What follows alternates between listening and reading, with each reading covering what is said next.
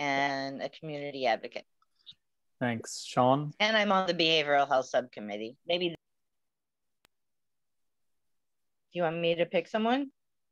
I could do it because people are coming in. Sean? Okay. Sean Campbell with the Training Advisory Council and community member, he, him. Lakiana?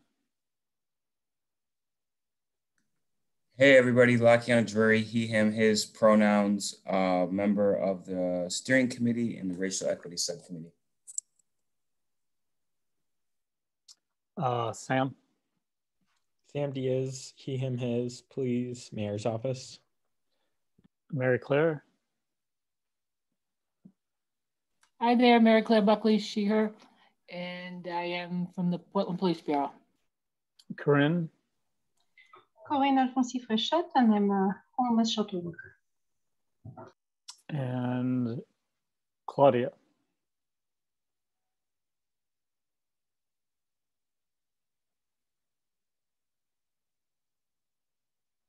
I'm not sure. Claudia, are you there?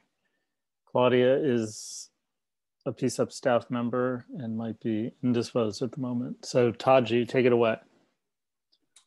Cool, yeah. So thank you everyone for coming tonight who could make it.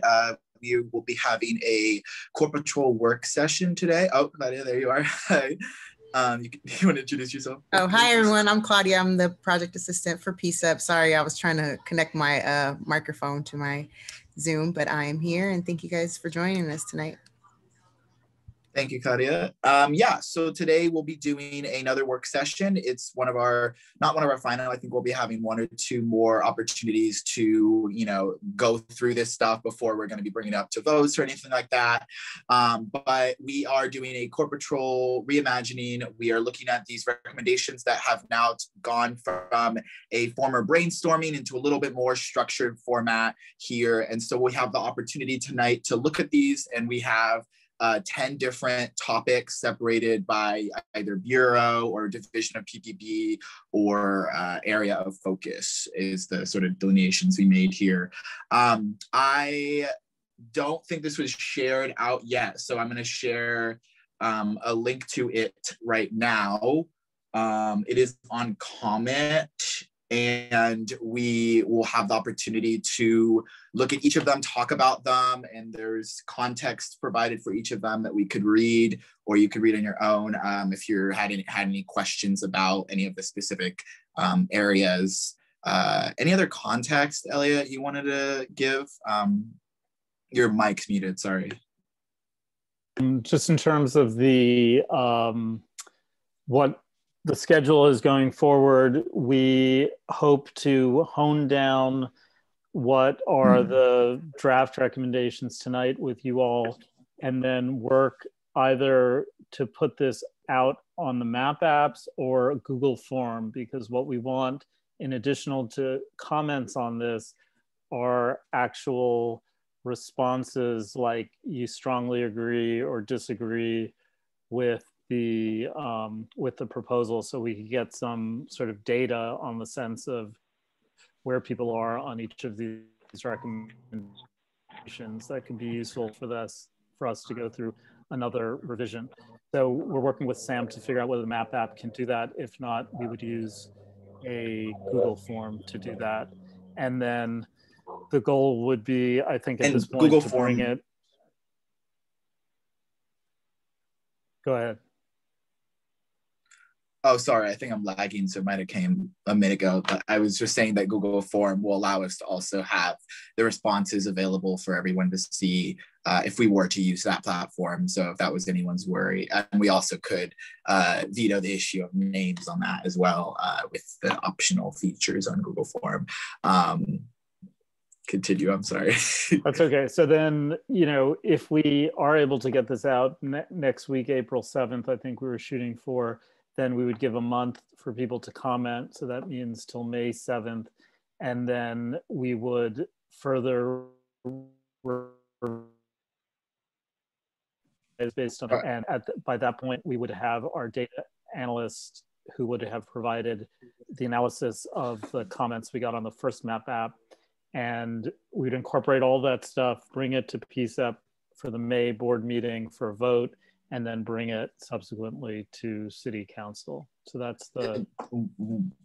One other next step I would say on that is that we hope to, on the 15th of April, invite back the agencies you all spoke with last week, and maybe any others that would be relevant, including maybe even PPBs, some of the, like their operations or corporate patrol folks, to speak on what we are recommending here, speak on the recommendations as they stand from the one when we sent it out on the 7th. And then we hope also to use the analysis to make any final revisions if we missed anything, or if there was affirmations to the recommendations we're making that was really the crux of why the report will be essential to our work. So I'm really excited to get that. And I think we'll be able to make a decision on our bids that we've received for the analyst on Friday. And so they hopefully can be decided on and added to the team. I don't know how that will work after they have act, but I hope it's sooner rather than later, once we've made the decision on the bid, if that's the word. Okay, are there any questions about the process going forward? Okay, so maybe we could just, it's a small enough group that I think it makes sense to just go through this all together. What do you think, Taji? Yeah, I agree. I just can't share my screen because I'm on my iPad. So Theo or Claudia, could you share your screen with the document? Or Elliot, sorry, yeah, you could too. I could share it, just a second.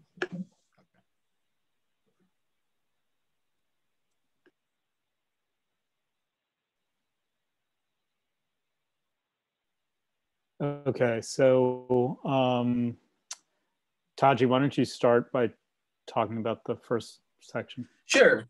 Yeah, absolutely. So we wanted to create a little bit more structure on this version and revision that we're looking at here. So like I said, each topic's divided into city bureau, division of PPB, or area of focus. During this, we also wanted to have a common definition of corporate patrol. So we've been using this one since our initial presentation that outlines corporate patrol's normal functions and responsibilities. There is a note we'll make in our final recommendation about the purpose, utilization, and the necessity of some of these ones that may feel like they're not corporate patrol, but they have direct correlation to it and or exist as alternatives that are useful in supplementing the work that PPB typically would be doing. So we also have a key here that lays out the different types of recommendations we have. Not all of them are color coordinated, as they may exist between multiple ones, or they're gray area, or we haven't done it yet. It's not the biggest deal. The ones that's kind of important is the budget impact ones, just because those will all have to then be reviewed by the budget office, like we mentioned maybe last week, hopefully, or the week before that. And then the policy ones obviously also exist. Sorry, Bob, did you have a question? I didn't maybe see it. Now I'm trying to figure out where I have to unmute myself. Sorry. No problem. Yeah, unless I missed something. Robin, remember at the end of the last meeting where we had questions about different things with Portland Street response, and she said, oh, I can send that along to you. Oh, I can send that along to you. Yeah. My understanding is she did. Yes. Could I have it, please? And yeah, why is PCCEP not disseminating stuff that would really help this work group as a group? So we're not trying to withhold information to anyone or anything like that. I did rhetorical. It was rhetorical, the second part, well, Taji. Alrighty, no problem. We can forward the email to you. We also have them linked on this page in the resources section of the Portland Street Response. If you just scroll down from the first page, the second page has both documents in Dropbox form available as well. That Elliot kindly uploaded to his Dropbox. So they're available. And one of them is a performance analysis by the Police Bureau's Strategic Services Division. And then the other one is an evaluation of the program. I believe it's maybe internal. I didn't look as much at that one as I did the Lens one or the other one.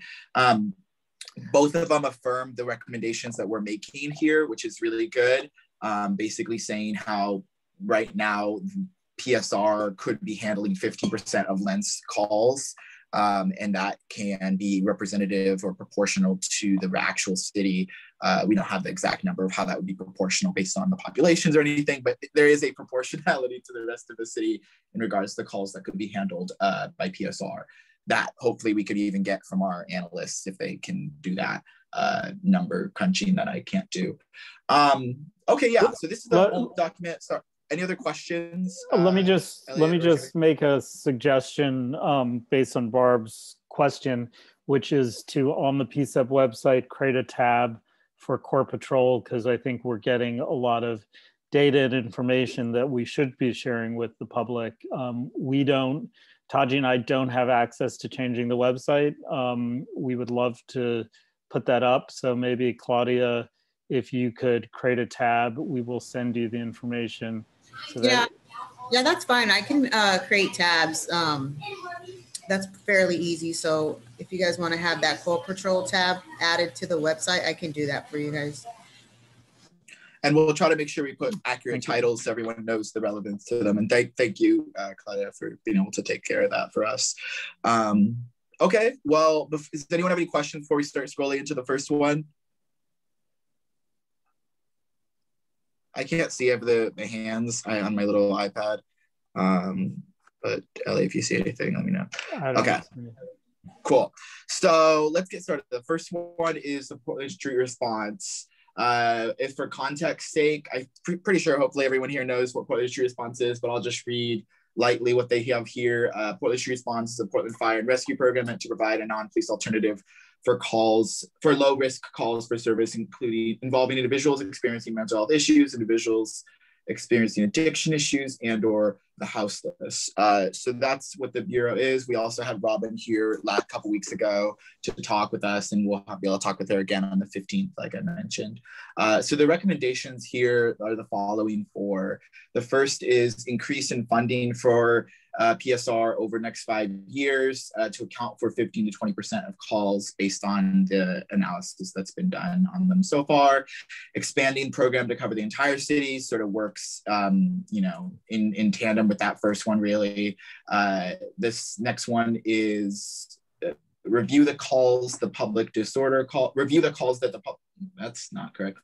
Review the calls, the public disorder calls that are not classified as lowest level acuity to see whether PSR can be deployed rather than police.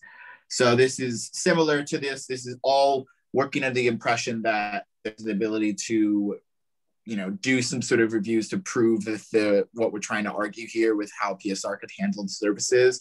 And then also, making a note that there is $1 billion in federal aid with the Medicare for programs like Kahoot and like PSR to take advantage of. And so advocating that they do so that they can be expanded without necessarily impeding on the budget that's already being stretched in Portland alone. So,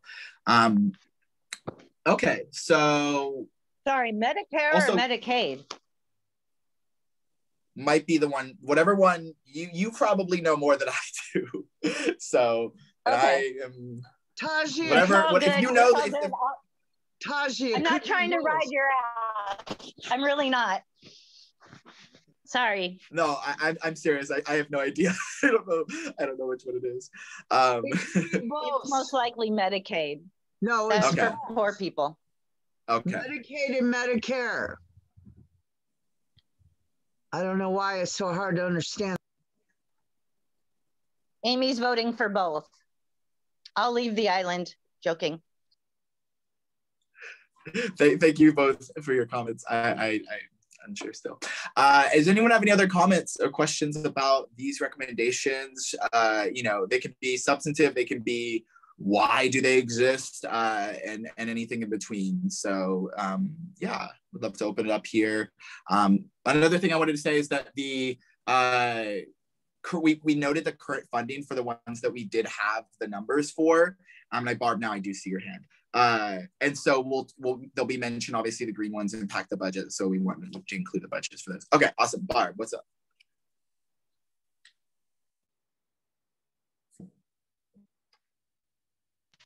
I was just gonna write, I'm stepping back even though my hand is up. I don't want to be the first one. I want to let other people speak first. Okay, thank you. Sean?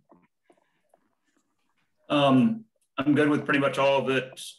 The only suggestion I would make is writing number 3 more in the form of a recommendation. It sounds just more like a statement as written. And the other thing with the public disorder calls, 47% of total. The assessment that the Portland Street Response did for the 15% included medium and higher priority calls when they did that assessment. So I'm not sure if that's takes that into account or exactly what it's looking for in that.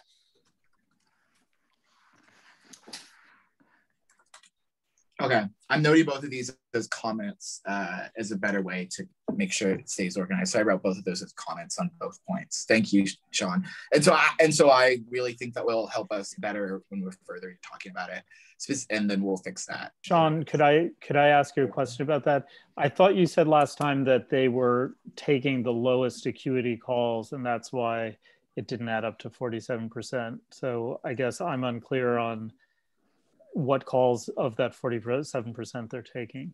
So this is based, I had a meeting with Portland Street Response last week, Robin, and the way she described it was they're not really basing it as much on low, medium, and high as much as this identifying certain priority, certain factors within calls of all priorities that they can do for certain call types that are within the disorder area. So there are like medium calls that they will go to depending upon the factors involved at the time of the dispatch. Okay, that's helpful. Taji, can I ask a question? Please, yeah.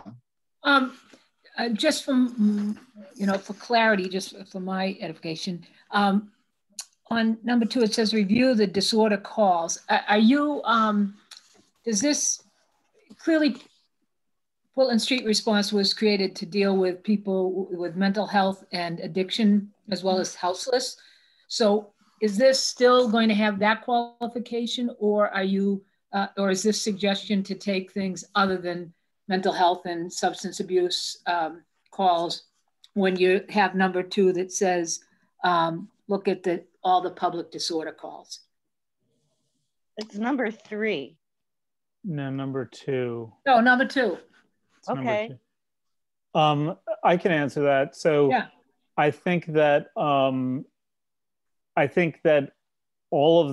reviewing all of the public disorder calls, because what we would want to see is whether those calls could be handled by a Portland Street Response type of response. I think, we'd have to get much more granular into what those calls are and whether it's more appropriate to send police to them. But as a category, the public disorder, like that seems like the most appropriate category to look at and review.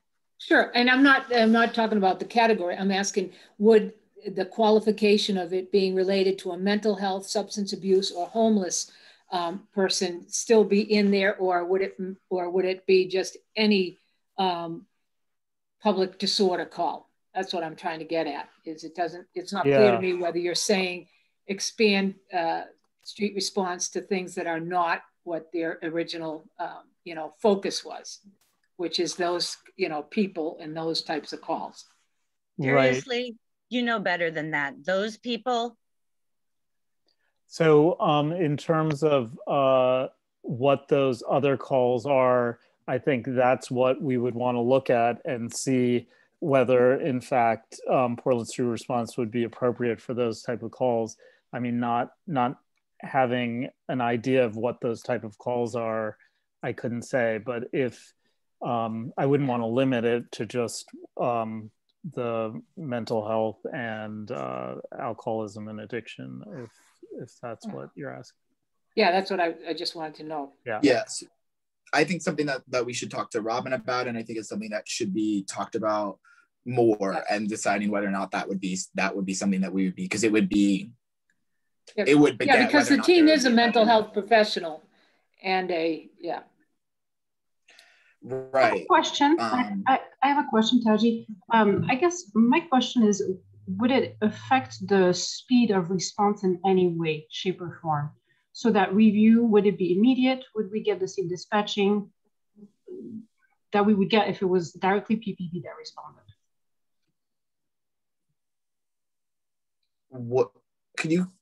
Would it? I don't know if it would change the response. I don't know, because I'm sure if it was a Joanna, I see your hand. I'm sorry.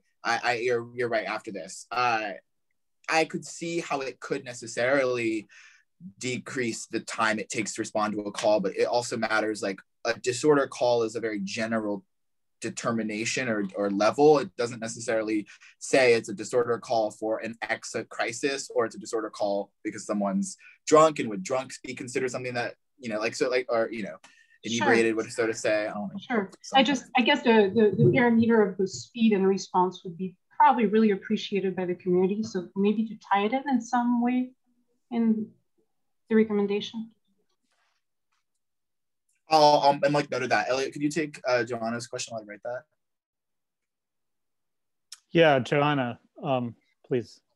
Yeah, I just wanted to say that I think where we're trying to go with this is we're not necessarily trying to load every call that's on the disorder list into Portland Street Response.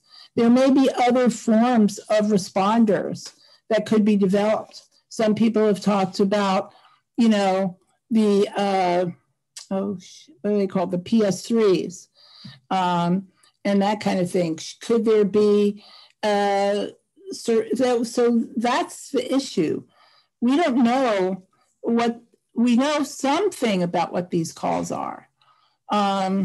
We're pretty sure that most of them do not have to do with crime. So if most of them do not have to do with crime, then they can be dealt with by someone other than an armed officer. The question is, what kinds of programs would be best and most appropriate for the whole range?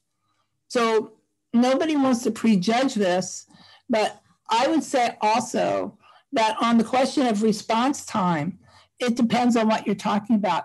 But if you're talking about the current response time and what police are doing, if you're thinking about getting down the number of calls that have to be responded by sworn officers, then for those calls, you could certainly expect that they would, the response time would decrease. And if we expand the services available for responding to other types of calls, then those would decrease as well, response times.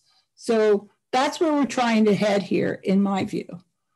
Yeah, and just to clarify, Joanna, that we do have, one of the recommendations is about the PS3s. So yes, I know it is. I know. So that's what I'm saying. In some sense, they're overlapping. Yeah, yeah. Barb, I see your hand is up from, is that from before, or is this a new question?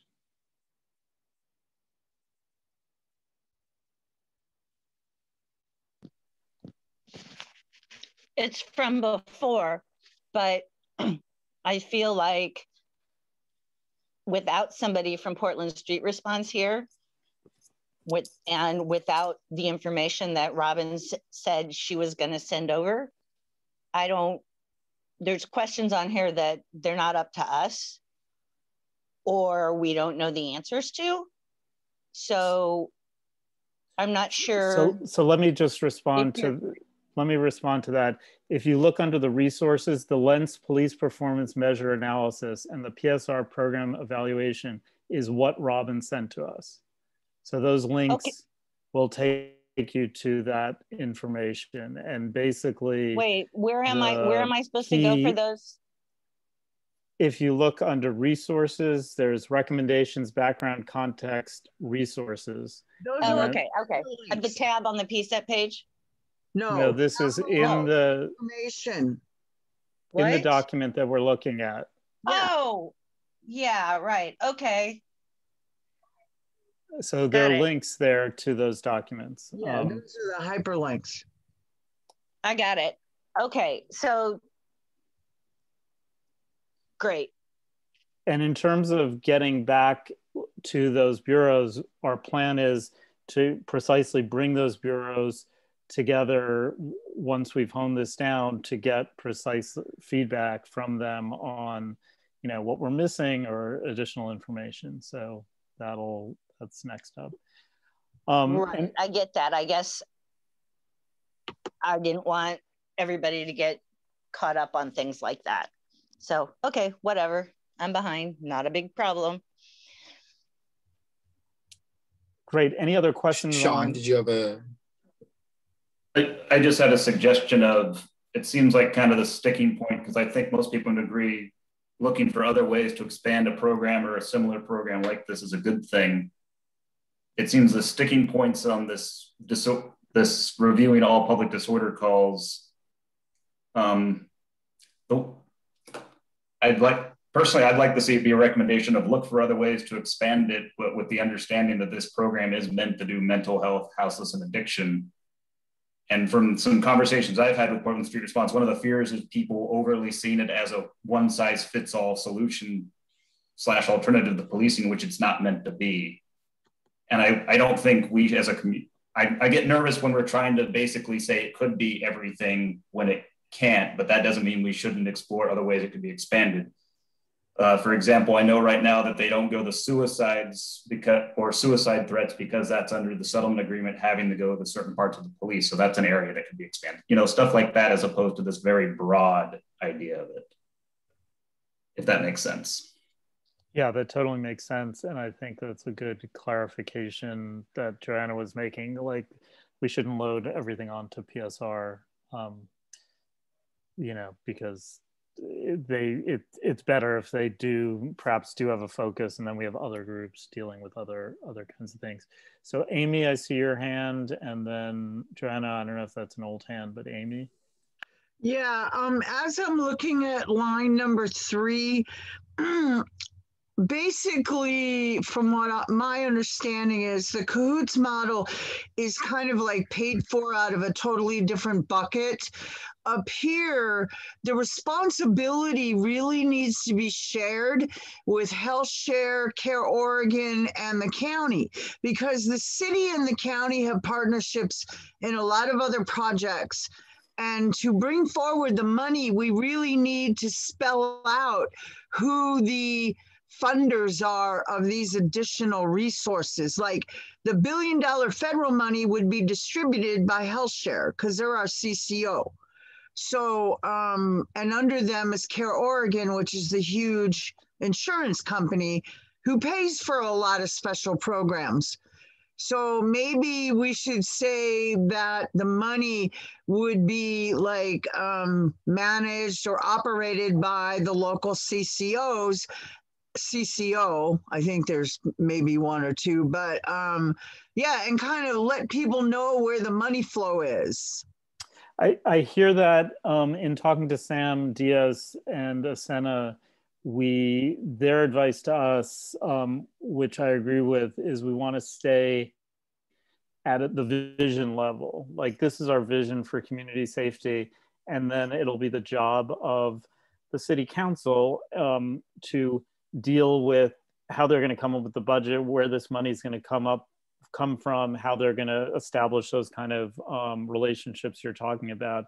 I just don't think we have. It's not a good example, in my opinion, because it doesn't connect to what people are doing up here. That's all I'm getting at. Is finding a program that connects to what's happening in our communities. I know. I'm just saying that the money, the federal aid is for a Cahoots-like model. That's what it's. So to the extent that what we develop can be tailored to that, we could access that money. But that's, you know, I think, you know, with that money on the table, I think it makes sense to try to access it, and to the extent possible, get that money to defray the costs for the city. Wouldn't it be better to state something that's factual than something that's not going to work? Based upon its program model. That's all I'm saying. Well, yeah, I mean, this is right now, it's just a statement that this money exists. And I guess the question is, would we want to develop our model to get access to that money? My view is yes. But I guess other people could say, no, we wouldn't want to get access to that money because we've got a different kind of program. And I don't know the specifics on like what the criteria are. I mean, I know some of the criteria wouldn't fit our model because it needs to be 24/7, et cetera. But I would think we could, in expanding the program, we could change it to fit the model so we can get access to the money. I think, this is Sam. I think maybe the number 3 in recommendations, I think maybe it goes under resources in my mind, right? It's a funding resource for implementing the recommendations that are coming from PCCEP. Yes. And that's something that Robin and our Office of Management and Finance and Office of Government Relations can do a bit more due diligence on. But again, I think it's, I appreciate the inclusion and the of that funding resource here. I just don't want to limit or predetermine your recommendation in order to address what's happening on the ground. Great. So I've moved it because I think that makes a lot of sense and resolves the issue. I see Lakiana's hand. Yeah. I think, so I'm just trying to understand this a little bit more. I thought what you just said, Elliot, was really good. And now I've kind of lost what you said, but you were basically talking about like what the community envisions is kind of what we want to have in this document. And when, you know, when we were initially given this, right, like core patrol services, like what does the community want? And then when I remember back to our first session, when we had those breakout rooms, there was tons of very beautiful discussion around like, here's what we envision. But in this document, I'm not seeing that. And what I see more of is like, here's different programs and things that we want to fund. Like it starts with the Portland Street Response and then Office of Violence Prevention. But I'm not seeing a ton, like what happened to all of what people said they want out of the policing. Like I think even those questions that we asked and having some of that feedback in here would be very important. And then I think just kind of going off of what Sam was saying, and maybe this is some of the other questions people were saying, I think we lose a little bit of our strength of it when we start going into numbers, because we don't have the resources. I don't know how we came up with all of these numbers, but like there's full-time staff that are working on budgets. So if I'm looking from a community group that's providing me all of a sudden saying we should add, $3 million to this or 15% of that, and federal money's coming here, I don't see that as our strength.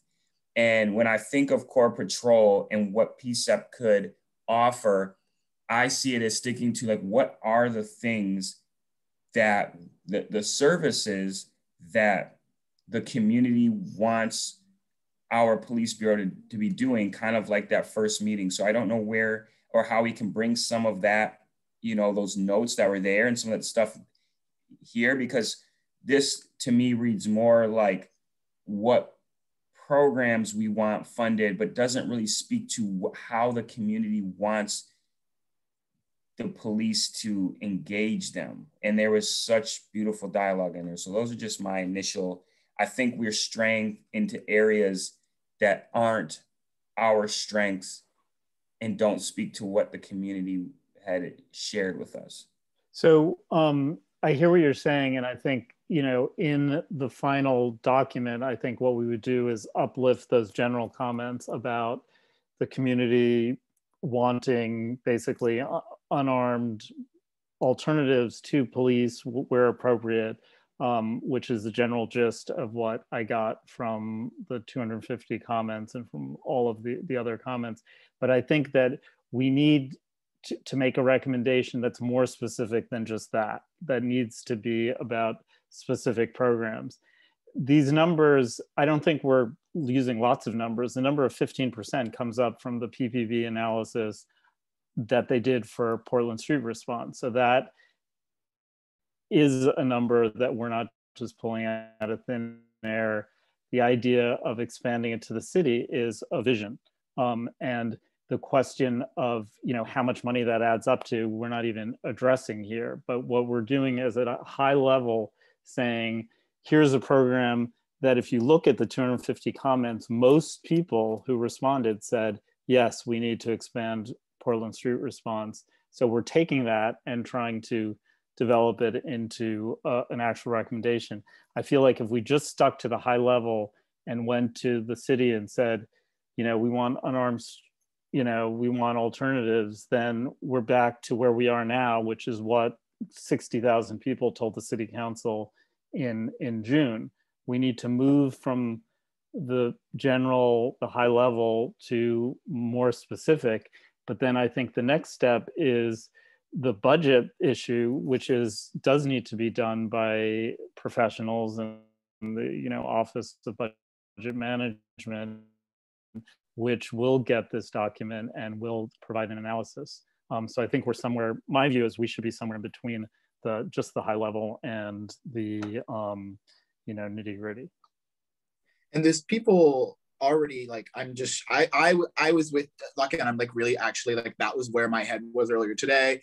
I'm still like getting more acquainted, and I mean I wrote some of the document obviously, so I know what I wrote here, but I'm saying like I still want to see more translation of like newer. That's why I'm really excited for this analysis. Like I don't have the time to be doing that. You don't have the time to be doing that. We want to know what the community said in such a high level way, but that also will then say, I'm hoping will say and affirm what we're already trying to translate into documents. They want an end to gun violence.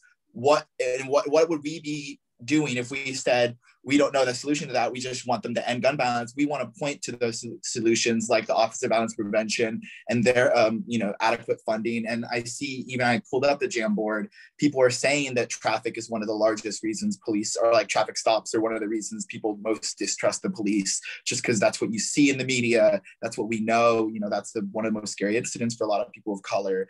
And so we're trying to say, we don't think that traffic's working the way it is. There should be another way that's unarmed.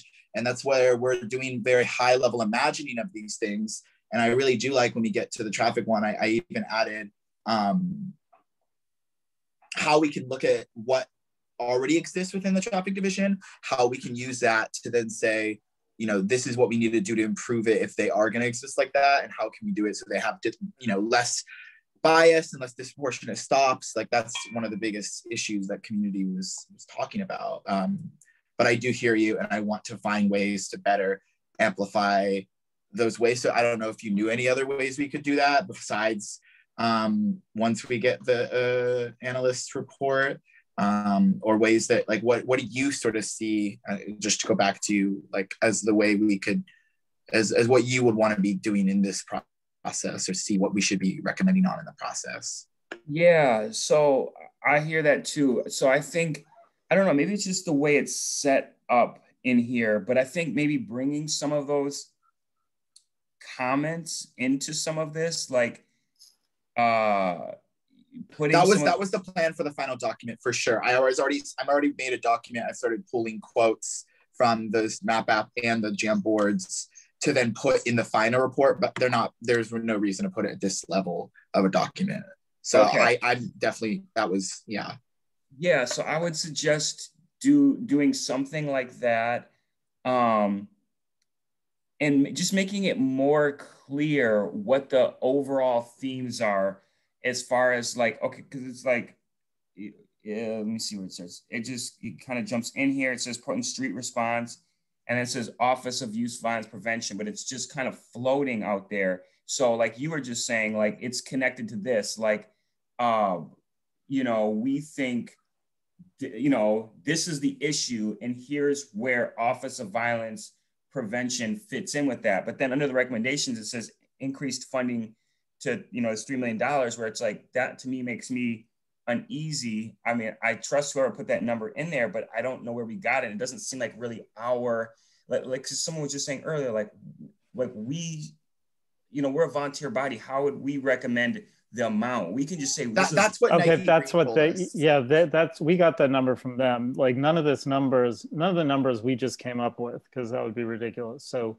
we have asked the people who are involved in these offices what number they would want. Yeah, and I might say something like, we want to see like increase. We want to see like more these types of people, these types of positions, or them doing this kind of a thing, rather than some specific number. And then again, like I said, connecting it to issues, because this is the template for the document we're gonna use, right? Or this is not.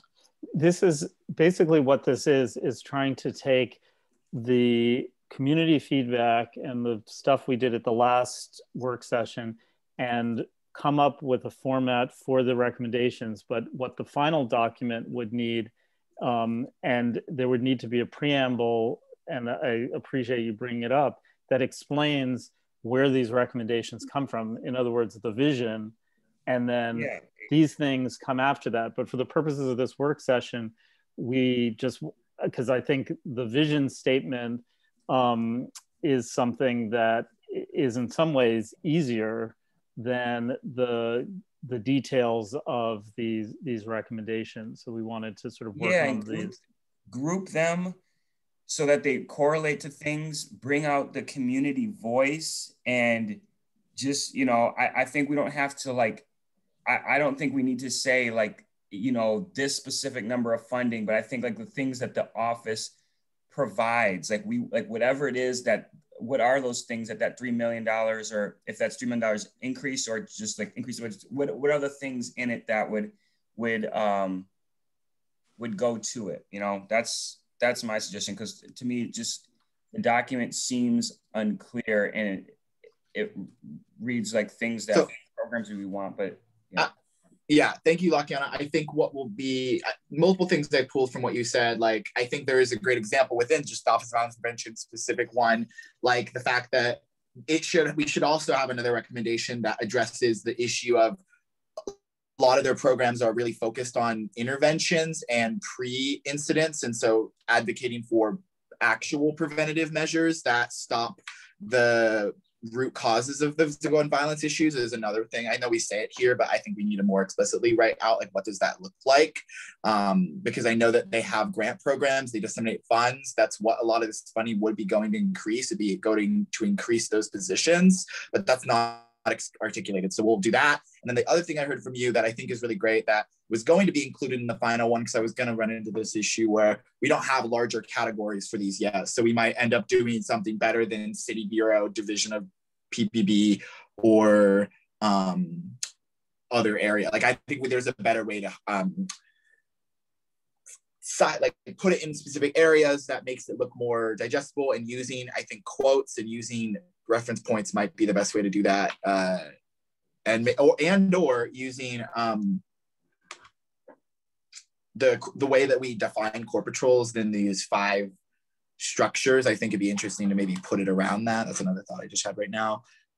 So we'll look into that. There'll be time before the 7th to get this stuff fixed, so we can give the community something good to look at. I just kind of threw in the chat like 3 things. Like, here's what the community said, here's our recommendations, and then here's how we believe it will impact the community. And then going up to where it says the core patrol of PPB, I just imagine, I just had this vision in my head, maybe that's what you were saying, like you have core patrol, and then it has like, 5 spoke wheels coming off of it. Like, here's the 5 things we are, looking for them to do. Participate in the community, provide a visible presence, enforce criminal laws, conduct preliminary investigations, and respond to the emergency or non-emergency calls for service. And some of those might even be able to be grouped together, but can you drop the link for the Jamboard or send it to me? Okay, I see Corinne's hand that's up. Corinne? Yeah, sorry to chime in again. I guess from the community per se, I hear such a sense of urgency for the need for deployment of as fast as possible to get PSR, not just in Lance, but in all areas that are trying to help the houseless community. Is there a way to reflect that better in our recommendation? of emphasizing the urgent need, because we have one more team apparently that's coming for the remaining of the year, and then a few more teams are going to trickle.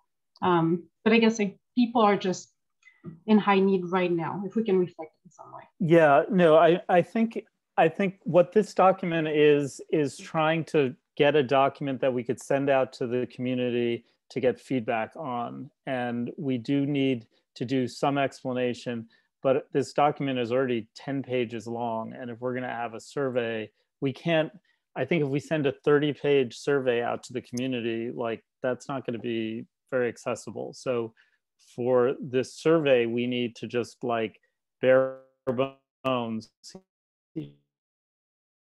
some ideas, you know, this is what the PSR is. Do you think we should expand it? In the broader document that we will bring to City Council, I think we need to do all of that stuff about talking about the urgency, about talking about, you know, quoting from the community, giving the high level vision and all of that stuff. It's just a question of how we get this into a form that can go out to the community that's readable and legible. We should move on from PSR. We've already sort of bled into Office of Violence Prevention, but we have 40 more minutes and we got a lot more, many more recommendations to go through. So let me just move on to Office of Violence Prevention. Basically, this talks about what the Office of Violence Prevention does, and the number for the increase comes from Nike Green, based on the because they adopt a sort of approach that is a public health approach to gun violence, and they have programs that sort of fit into the kinds of things that the community were saying. It seemed that here's an existing program that's doing the kinds of things the community wants. We would just need to expand it. So are there any comments on that recommendation? Elliot, I just have one quick comment. Am I muted? I'm not muted. No. In regards to when we're trying to elevate certain programs, I think that, and Taji alluded to this in talking about the difference of prevention and intervention. Before we just throw out numbers, whether it's a number we made or somebody else made, I think it's really important that we're asking what the program intends to do and what it actually does. And so I would want to know more about how this funding would actually, I think the community should know as well, how it actually plays out in the practical day-to-day work, and how it actually prevents violence from happening versus intervening, which is very different. And so, my understanding of this program is that it is an intervention program. They use intervention strategies. So I think it's important to define if we're going to elevate a certain program. Yeah, could I quickly, sorry, yeah. I just hear another point.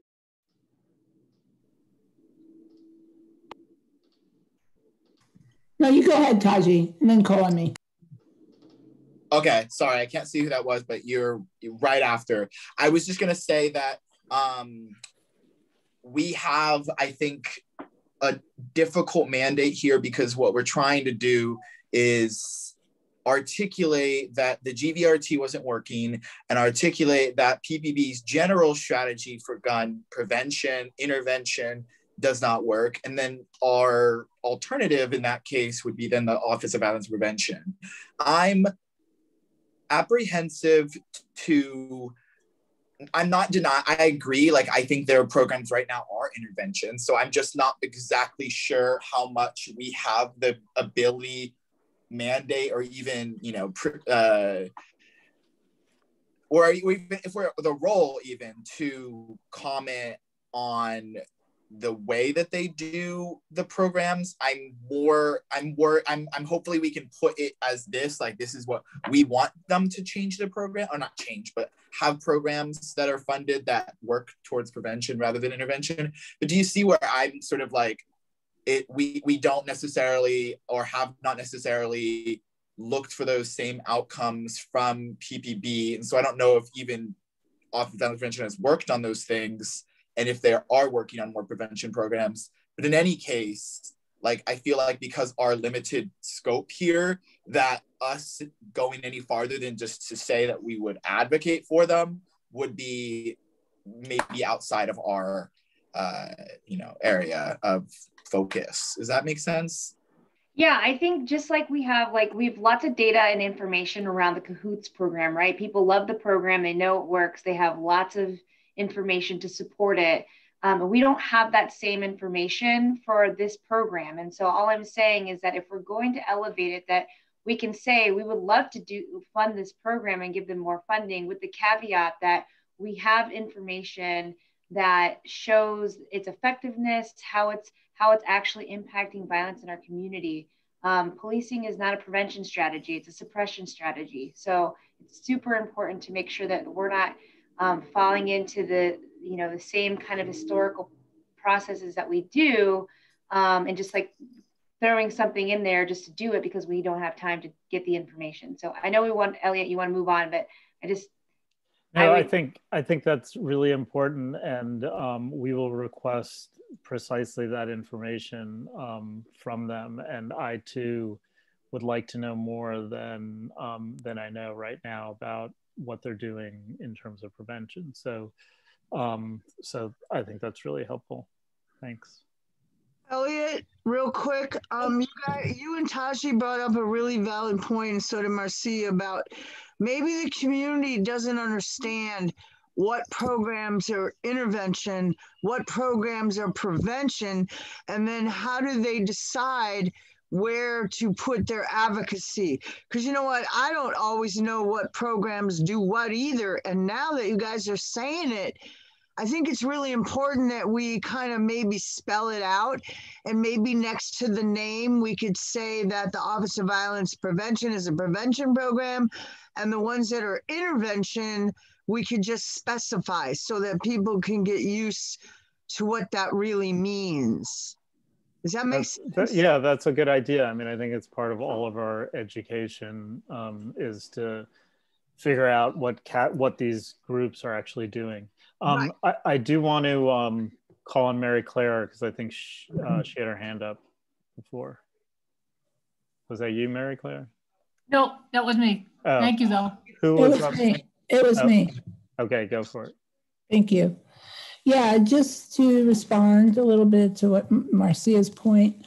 So the programs that we're talking about here are programs that are funded, that are giving grants to community-based networks, right? Like the Latino Network has a set of programs that is funded partly through this office and partly through Multnomah County Criminal Justice Office. And they are intervention programs in the sense that they are based on the process of, through various routes, identifying at-risk youth, providing those at-risk youth with trauma and their families with trauma-informed services, with help in various ways. They also fund Restoration, I think it's called Restoration Academy, which is a program for people coming out of jail or prison, and helping them to reestablish themselves in the community.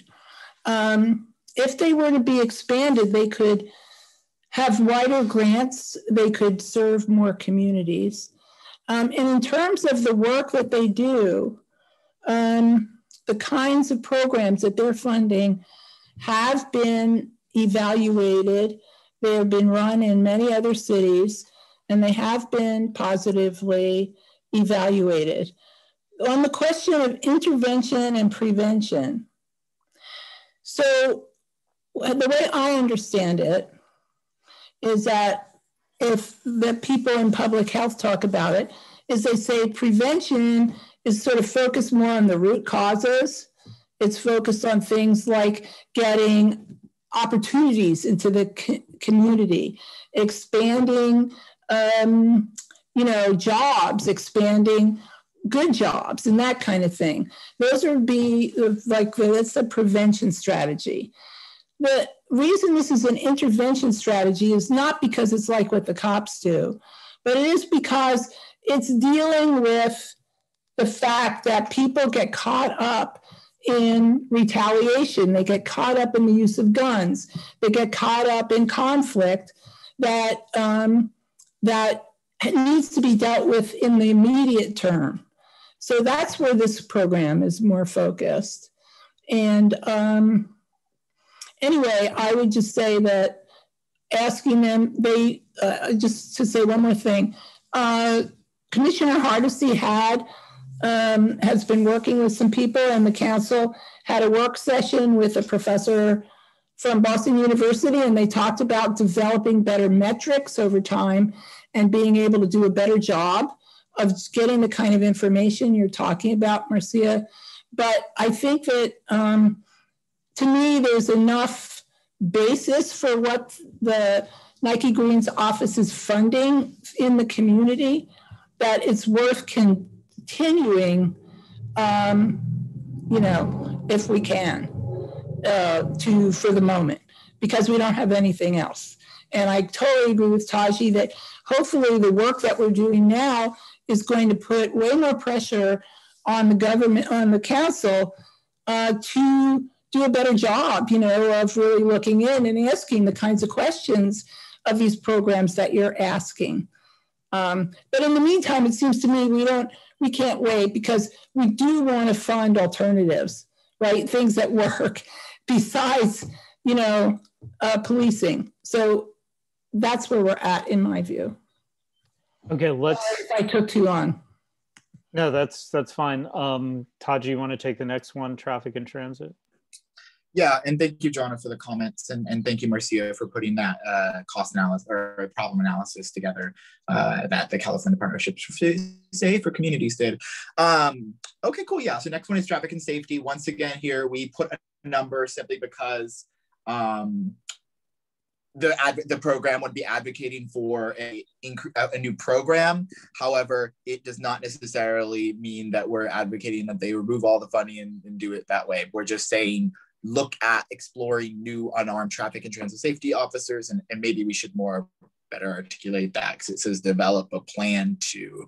I think it might be easier, more acceptable, or receptive to say something like, what would it look like to create new bodies like that, similar to how they did PSR and other programs.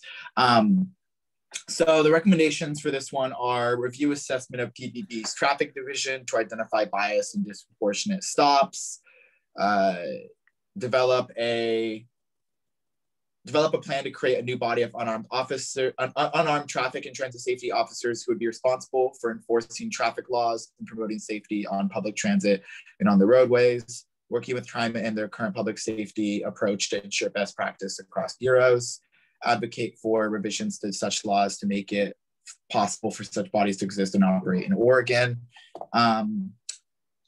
And to your comment, Sean, that probably is off, and I'm once again bad at math.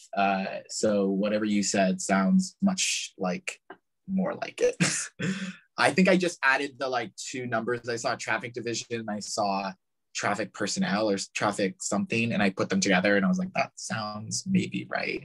And I linked a document to it, so I'm not throwing the numbers out of nowhere, but they're probably the wrong numbers, is what I'm saying. So apologies. Okay, so comments, thoughts on this one. And there is a resource from Feet First, which is an alternative to public traffic safety enforcement that I don't know what city it's run out of. I don't know, Elliot, you seem to be the one who did it or put that link. Yeah, I'm not sure. I mean, it's a national organization. So basically this is a national movement, and they're looking at the possibilities. I mean, one of the issues that comes up with this is the question of the state laws, which mandate that sworn officers do this. And so with the accountability body, it's going to require advocating change at the state level. So that's fine. I mean, that's to make change is going to require multiple changes. And I think that's, all of these ideas, by the way, are not Taji and my ideas. These are ideas that the community brought. We're just trying to format them in a coherent way. So this was one of the ideas that came out of the work session, as well as the comments on the map app. So when you were saying that there's state level changes, are you talking about in order to take traffic stops out of law enforcement? Yeah, right now it's according to state, you need to be a sworn police officer to do that. Got it. So yeah, so I like this recommendation, and I was kind of looking for it, you know, because up at the top it says that Core Patrol, we define it as enforced traffic and criminal laws. So if you're advocating for it to not be in there, is this the definition of Core Patrol, or just our vision? So what we looked at is what functions of Core Patrol could be better accomplished by other groups. And so this is one of the things that Core Patrol currently does that the community is saying could be done. Yeah, no. Yeah. I get that part. I was just up at the top, it says Core Patrol of PPB, and then you have the 5 things, and enforces traffic and criminal laws is one of them. And my initial thought was that I think they shouldn't enforce traffic. And then now down here, we're saying it. So I would just be more clear up at the top where we have Core Patrol of PPB, what that is. Either say this is the definition as it currently stands, or is this our vision, and then make the changes. And this is a perfect example of where I think our formatting has to be stronger, because I would like it to more clearly say, I don't know, it doesn't seem to pull out the strong points that we think that traffic stops should not be done by law enforcement agencies for a variety of reasons. And so it doesn't have to be done here, but as we craft the final document, I think we need to look at how we present the data, because it's like people want to be able to look at it from a high level. And once they see something that interests them, but, ooh, I want to redo that and see more about it. So even something like, reimagining how traffic stops are done, right? Then I'm like, okay, let me look at what they're talking about here. And then this is what we're seeing, and then things of that nature. But I think overall, this is a good recommendation. The first one, review assessment of PPB's traffic division, identify bias and disproportionate stops.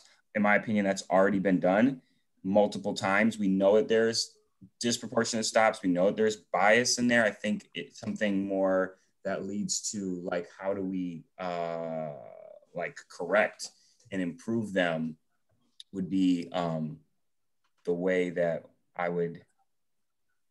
Well, the other thing that you're pointing to is that if we took traffic and transit safety away from the PPP, then we wouldn't have that issue. So in some sense, maybe we wouldn't.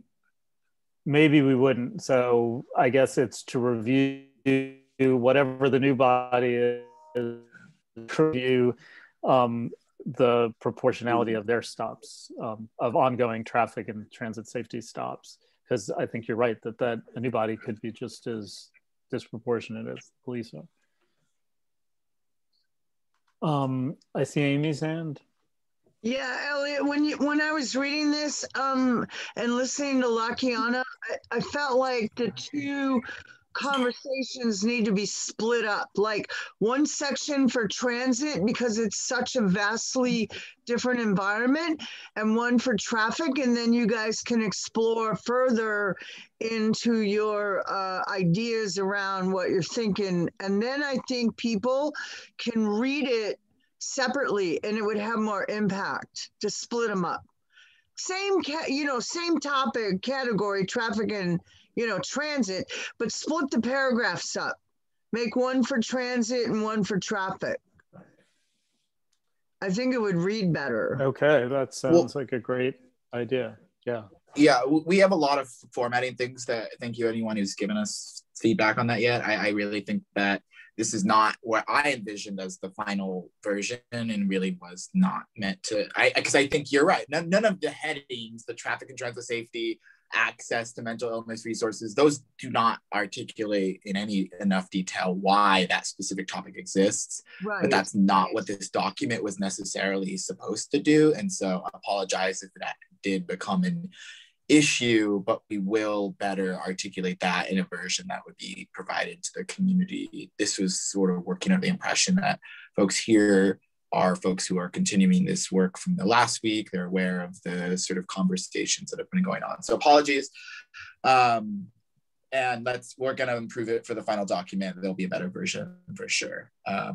Should we try to get to the rest of them before the end of today? Yeah, or for the end of the night? Let's move on.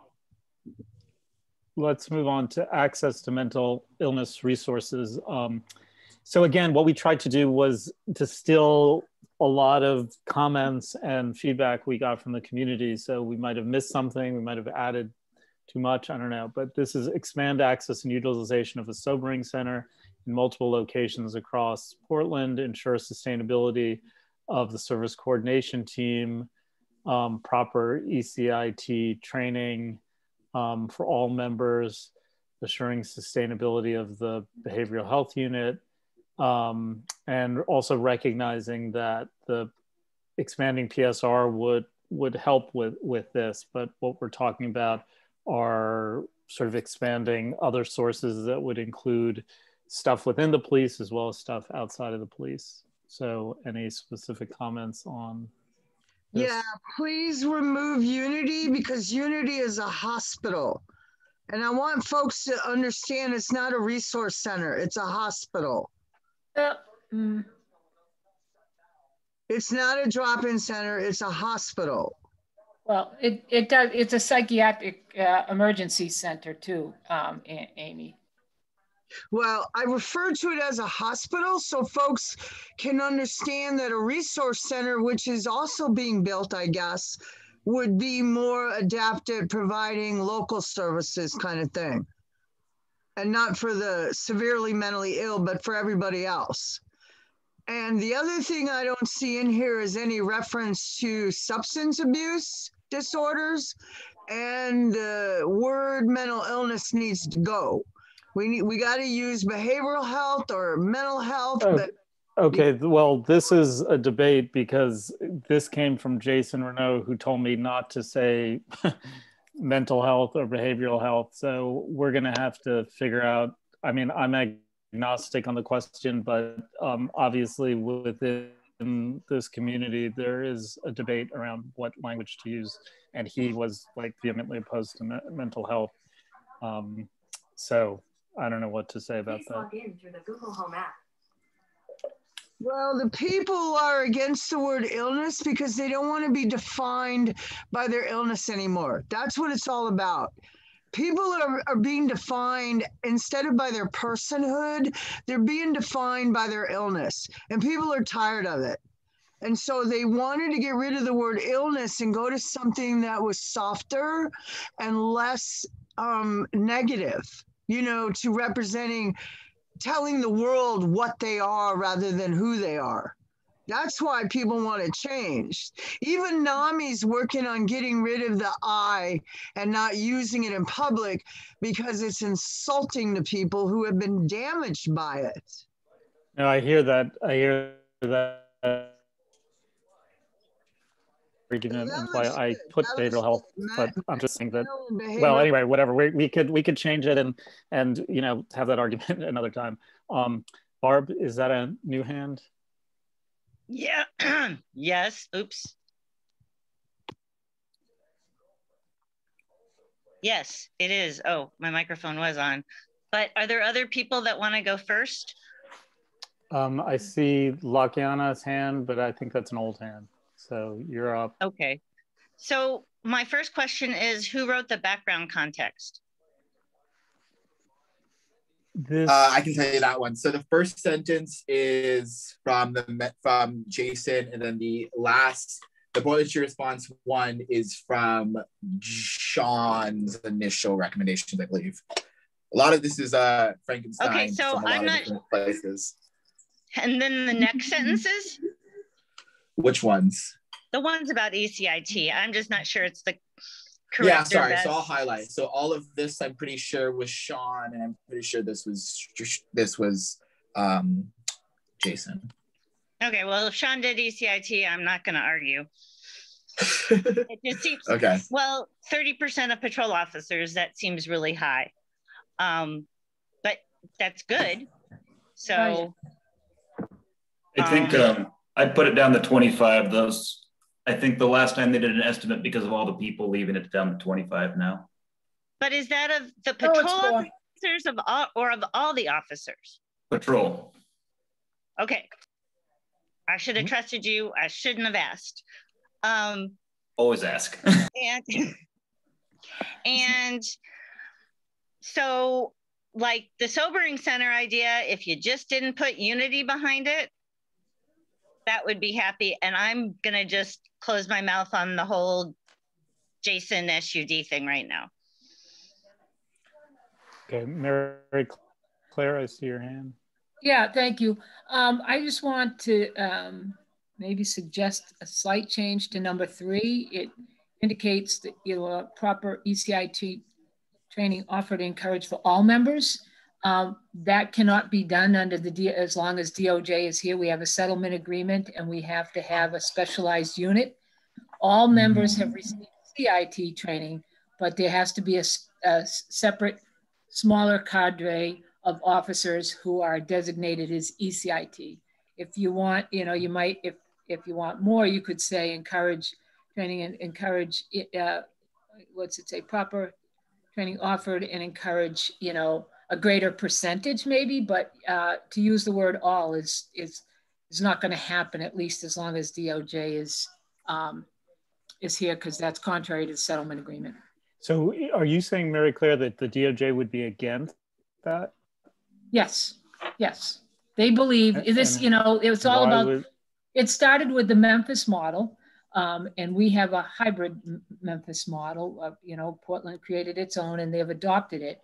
But the fundamental idea back then was that to create an even more specialized unit of people who have, greater experience in dealing with these types of cases or calls than regular officers would. So they want to make sure that it stays as a smaller specialized unit. They think it loses some value if it just turns out everybody does. It should be based on their experience in responding to these calls. So okay. Mary Claire, would it work to put something along the lines of just having more crisis intervention training without specifically calling them ECIT? It's more around the lines of this creating more training hours targeting crisis intervention. Well, all of them have the 40 hours that's required under the CIT model. And then every year we have to do a annual refresher for all officers who are CIT trained. And then the ECIT officers also get, if not every year, every other year, a refresher course too. So I think that those are, already covered in the curriculum right now, to be honest with you. But I think the original idea was just that initial extra 40 hours could be beneficial for all officers, regardless of. I understand that. I understand why people may think that, but that is not. We are currently under a settlement agreement with the Department of Justice, which is a contract with the city of Portland. And that is not what is contained in that agreement. And all I'm saying is, if you want to leave it, but it can't be, implemented when DOJ is here, because it would be contrary to the settlement agreement terms. Okay, well, why don't we just put a pin in that, and we could check with Jared to make sure whatever the wording we use is kosher with the DOJ, because we wouldn't want to run afoul of Jared. But there's reasons PCCEP could handle for that. the DOJ. Boa. I'm just Okay, BOIC. So BOIC is another one that I also had some levels of apprehensiveness to, not because I don't think Sean writes good recommendations. These are all ones pulled from Sean specifically, but we talked with BOIC last couple weeks ago when they were here, and I'm pretty sure, I'm not 100% sure, but I'm a decent amount sure that they said that most of these things were things that they do or things that they, to an extent, do, at least in regards to like, you know, having a protocol for non-immediate responses and having a protocol for non-public safety needed responses, like their non-emergency number. I don't know if I'm conflating the wrong programs or I heard the wrong things, but if anyone has any more info on that, or if people have thoughts or questions on them besides the ones I just raised, yeah, I could read them as well if that'd be helpful. But I read the first one, which is about protocols for that. Second one's about designing a protocol regarding calls that do not require public safety responses. And then the last one is identifying individuals who are frequent callers who could who need additional support and alternative support, which one could say is something that the strategic coordination team, I believe is the term they use, would do typically, besides, but their budget's being slashed. So Bart, what's up? I don't know if your hand was up from earlier. Or it might be an old hand. Okay. It's an Sean, old hand. It's not up. Sean, I was just going to say, I was in the meeting where if BOIC says they're already doing it, can they at least provide the protocols that say they're doing it? Because I don't know, one of the things that I listened to the Black Men's Town Hall today, and one of the things that came up again was police arriving to something that involved a Black male or a Black person in general that had no sign of a crime. It was just somebody called and said, I saw somebody who's Black doing this, and police showed up. I mean, this is, if that's true, then that shouldn't be taking place, but it does. So it might also be, you know, there's all this suspicious person calls that people do. And so, you know, that's the question when someone calls in a suspicious person, should the police just show up based on that, or should someone else come and check it out? Right. It's just something where if BOIC's doing it, I'd like to see a little more from them besides just an offhand comment from the head of BOIC that they're doing it. Mm-hmm. Yeah, definitely. And that's something we can keep going and pushing for as well. Okay, and then below here, just some more resources that show 911 response calls for dispatch calls for service for different communities, I believe, and the types of calls. Any other questions or thoughts on this one before we go to the next one, which is officer wellness, where it's pooled? Okay, let's move on because we got 9 minutes. Yeah. Officer wellness, this is another one of... I think we should go, could we skip down to public safety support specialists and to use of force, because those will probably take the last 10 minutes, and then we'll come back to those other two ones. Yeah. Or we will figure out. Yeah, okay. So let's start with public safety support specialists. This one I think was important to include the funding just because it's very apparent that they have 12 positions available right now to do the work that they're mandated to do, which if anyone's unaware, it's a pilot program within PPB. They are unarmed specialists with the ability to perform criminal investigations, write citations, or even make arrests. The two recommendations we had were quite simple, and so I think they could use a lot more fleshing out. First one is the removal of PS3 specialists from the police union contract and putting them under the Bureau of Fire and Rescue union. That one's self-explanatory based on the fact that the police union contract has specific, there is abhorrent evidence from not only our own research, but other people in the community who do not think that having this program under the union would be beneficial because of the relationship PPA has with the community, especially. And then the last one is increasing in funding to address the need. And I'm glad that Lakiana, thank you for commenting your thoughts on those already for us. And yeah, so other people's thoughts. Oh, see you, Amy, if you have to head off.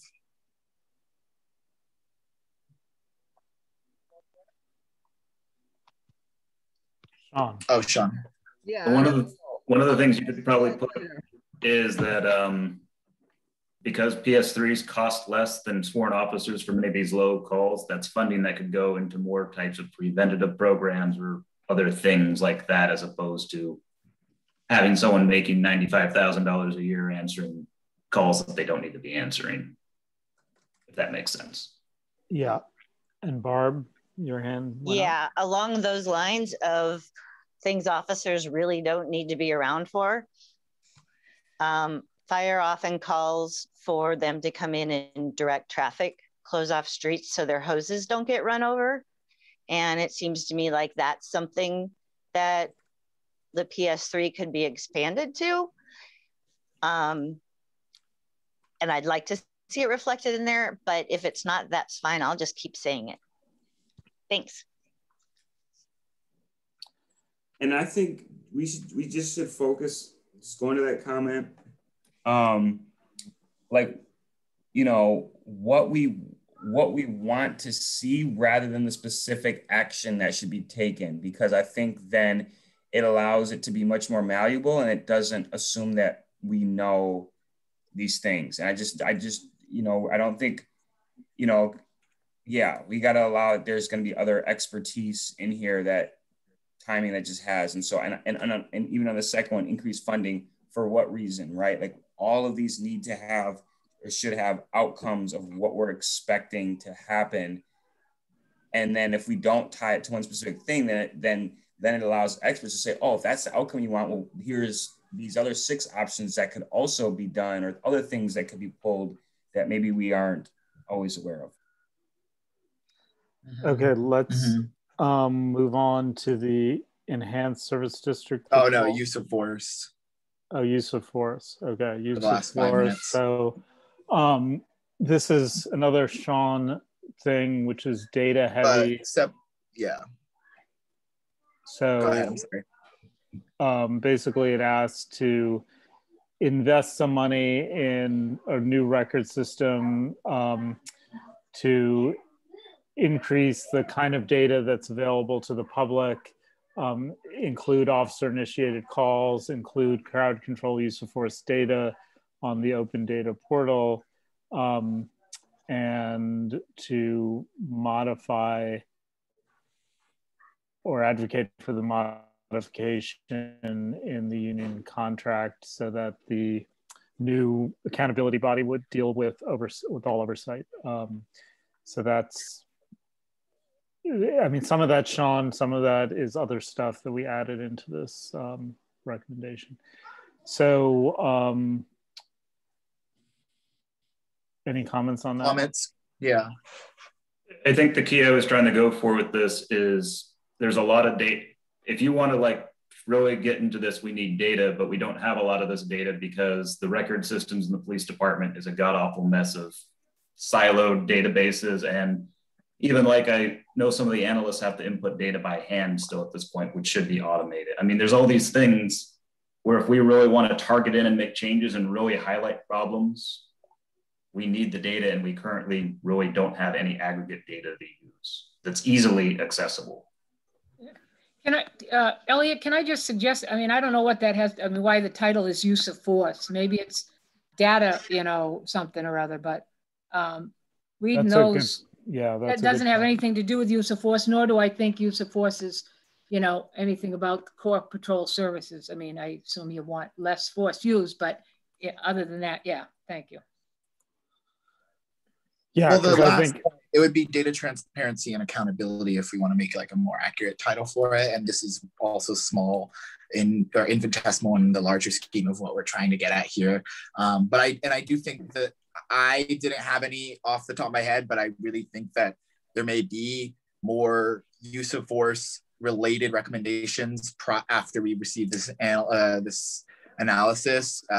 You know, I feel like the community has spoken and articulated in quite a variety of formats why core patrol does pertain to use of force, and it does impact, you know, the way individuals perceive each and every officer on each and every level. So I think that we should have some recommendations on the topic. So if we hopefully can get some more with this new analyst, because my brain doesn't have enough capacity to think of the direct solutions that maybe other people do have the ability to do. So we're coming up on time, and I suggest rather than going through the others, what we do is this document, you all have the ability to add comments. So at your leisure after this meeting, you can go through and add the comments you want.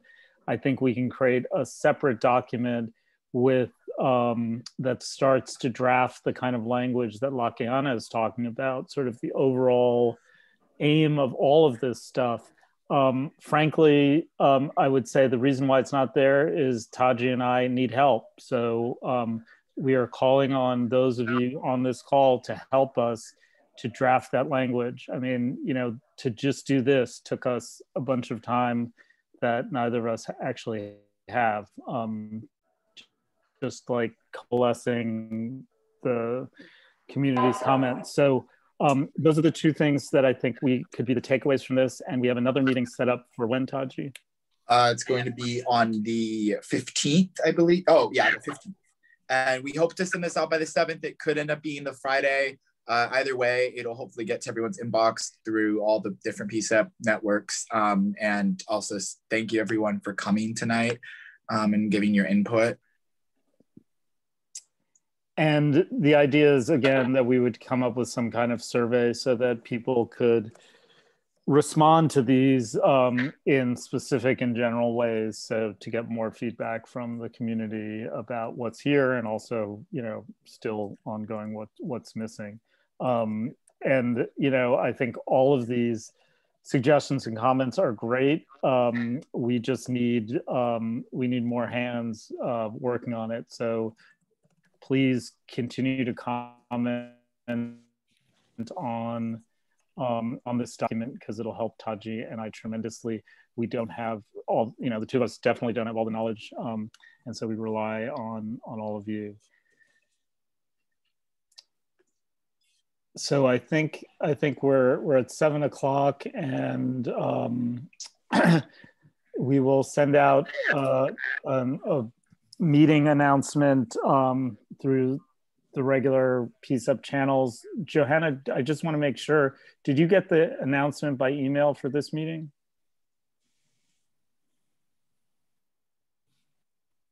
I don't know if she's there anymore. Sorry, I had to unmute myself.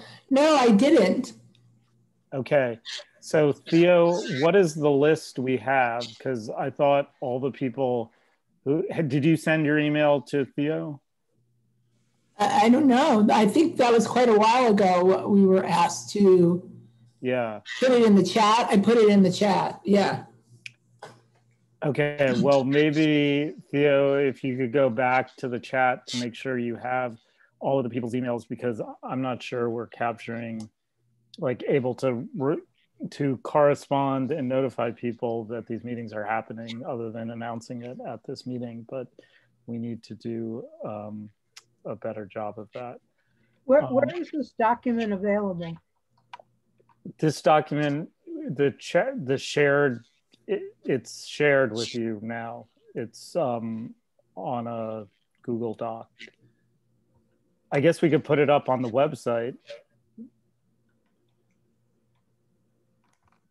But do we want to put it up on the website for? No, just because this is not even something people are commenting on. So let's just get the final version on the website. This is just, once again, if anyone's here can comment and question it as much as possible, please, but we'll not like disseminate it because it's not going to be the final one.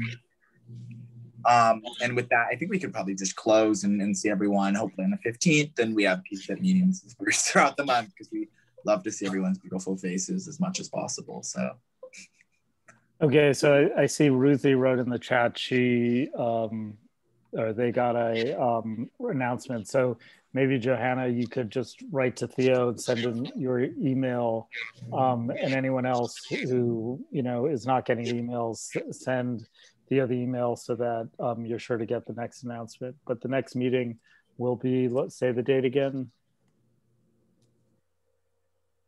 April 15th. April 15th, 5:30 as well. Yeah. to 7. Okay, awesome. Thanks, everyone. Enjoy the sun while it lasts. Yes. Have a great afternoon, everyone. Thank you. Thanks, y'all. Thank you. Bye-bye. You